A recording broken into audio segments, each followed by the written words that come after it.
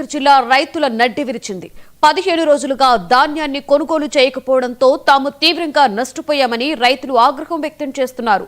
కనీస వసతులు, టార్పాలిన్ కవర్లు కూడా అధికారులు ఇవ్వట్లేదన్నారు. తడిసిన ధాన్యాన్ని ఆరబెట్టుకుంటూ కన్నీళ్లు పెడుతున్నారు రైతులు. ఇక ఇదే అంశం మీద మరింత సమాచారాన్ని కరీంనగర్ నుంచి మా ప్రతినిధి రిషికేష్ అందిస్తారు. మోంతా తుఫాన్ రైతన్నల పాలిట శాపంగా మారింది. పెద్ద ఎత్తున కురిసిన భారీ వర్షాల కారణంగా పంట మొత్తం నీలపాలైంది. ఇక్కడ కరీంనగర్ జిల్లా అలుగునూరు వద్ద మనం ఉన్నాం. ఇక్కడ చూస్తే మనం ఒక్కసారి చూడొచ్చు, వర్షానికి ఇక్కడ పూర్తిగా ధాన్యం అంతా తడిసిపోయినటువంటి పరిస్థితి. ఇది ఎక్కడ కూడా పనికిరాదు. ఈ ధాన్యం పూర్తిగా వర్షం నీటితో ఈ ధాన్యం మొత్తం తడిసిపోయిన విజువల్స్ మనం చూడొచ్చు. ఇక్కడ రైతులు ఉన్నారు, వారితో మాట్లాడే ప్రయత్నం చేద్దాం. పెద్దయినా చెప్పండి, ఇంత పెద్ద వాన ఎప్పుడన్నా చూసేది? ఎట్లా ఇంత పెద్ద వానమే ఎన్నడూ లేదు. ఏమో ఎక్కడ చూసినాం కానీ ఇప్పుడు 5 ఎకరాల పొలం నాటైతే మొత్తం అంతా అంగడంగడి వద్ద తెచ్చిడ పోతే 3 ఆకలు తడిచే అన్ని మొలకొచ్చే. మాకు గోస కాబట్టి మాకు పోసుకుందామంటే జాగలేదా, ఎక్కడనే మొలకలు రాబట్టి ఏం చేసినా కానీ మంచిగా లేదు కదా. ఎందుకు ధాన్యం మరి కోసిన తర్వాత ఎందుకు అమ్మలేదు? మరి నేను మొన్ననే కొత్తిని ఆడ కాంట పెట్టబోయి వాళ్ళు కాంట పెట్టలేదు. ఆడ కూడా అన్ని ఒక్క కడిగిదే మేము కాంట పెడతామని వాళ్ళంటే ఒక్కడ జాగలేదా. ఎక్కడ అక్కడనే పెట్టినాం, వాళ్ళు అత్తలేరు పెడతలేరు. ఇవరకు కాంట సురువు చేయలేదు. మొత్తం కొంటున్నామని చెప్తున్నారు కదా, కొంటలేరా? ఇవరకు కాంటే మొదలు పెట్టలేదు. ఈ టార్పాలిన్ కవర్లు అన్ని ఇవ్వలేదా మీకు? కవర్లు ఇవ్వలే. వాళ్ళు కంటి కన్నా కనబడతారు, ఎవరన్నా కంటి కనబడతారు. రాలేదు, కంటికి కనబడలేదు.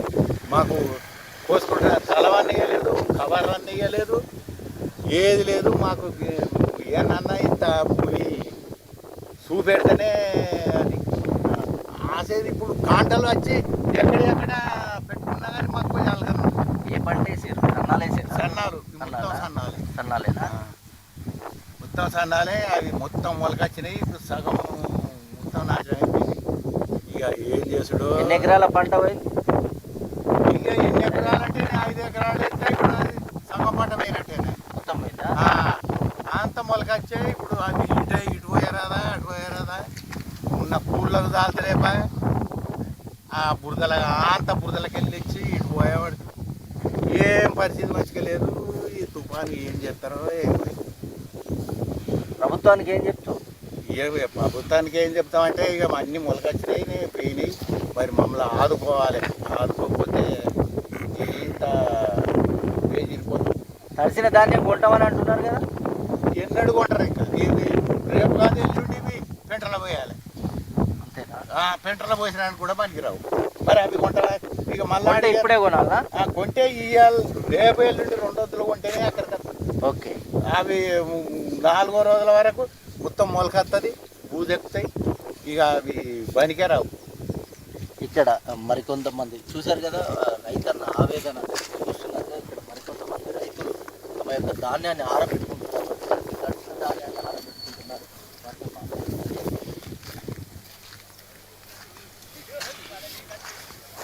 చెప్పండి అన్న, 2 ఎకరాల పంట వేసేది వర్షాలు మొత్తం ధాన్యం తడిచిపోయినట్టుంది. 4 ఎకరాలు 4 ఎకరాలు పంట వేసాం. ఎకరాలు 30,000 ఖర్చు వచ్చింది. ఇప్పుడు వరి కొట్టవాడు ఒక 5 సెంటర్ ఇప్పటికి ప్రభుత్వ నిర్లక్ష్యంతో సెంటర్ ఓపెన్ చేయలేదు. కనీసానికి మాకు కప్పుకు దాట ఫర్దర్ కూడా ఇవ్వలేదు గవర్నమెంట్. ఇప్పటికి మేము ప్రైవేట్ జాగాలో ఓనర్లు బట్టలు ఆడుకొని సాగు చేసుకొని ప్లేట్ పడుతుంది ఆరబోసుకుందామంటే ఆకాల వర్షంతో ఇబ్బంది పడండి. ఇకనైనా గవర్నమెంట్ ఆలోచించి దర్శన ధాన్యాన్ని కొనుగోలు చేయాలని విజ్ఞప్తి చేస్తున్నాం. అమ్మ చెప్పండి, ఎన్ని ఎకరాల పంట మీరు ధాన్యం ఎంత తడిసిపోయింది? 4 ఎకరాల పంట మొత్తం తడిసిపోయిందమ్మా? మొత్తం తడిసిపోయింది. అంతా ముద్దలైనాయి, కుప్ప పోసినాయి. మళ్ళీ ఎండ పోసుడు అవుతుంది, మళ్ళీ పని అవుతుంది. ఇప్పుడు ఎన్ని రోజులు అయిందమ్మా కోసి? 4 రోజులు. కొనలేదా మరి? కొనలేదు, ఇంకా ఐకేపీ సెంటర్ స్టార్టే కాలేదు. కొంటున్నామని చెప్తున్నారు అమ్మ అధికారులు. స్టార్ట్ కూడా కాంట పెట్టలేదు. టార్పలిన్ కవర్లు ఏమి ఇయ్యలేదమ్మా? ఏమీ లేదు. మేము అన్ని ఇస్తున్నామని చెప్తారు కదా ఒక దిక్కు అధికారులు. కనీసానికి బట్టలు పోసుకుందామన్న ప్లేస్ కూడా లేదు. ఇది మాది ప్రైవేట్ ప్లేసే, వేరే వాళ్ళను అడిగి మేము సాఫ్ కనీసానికి గవర్నమెంట్ మా రైతు పోసినాక తొందరగా సెంటర్లు స్టార్ట్ చేస్తే ఎండినాక తీసుకపోతే ఇంత ఇబ్బంది కాదు. ఎండ పోసినాయి మళ్ళీ ఎండ పోస్తున్నాం కలిసి.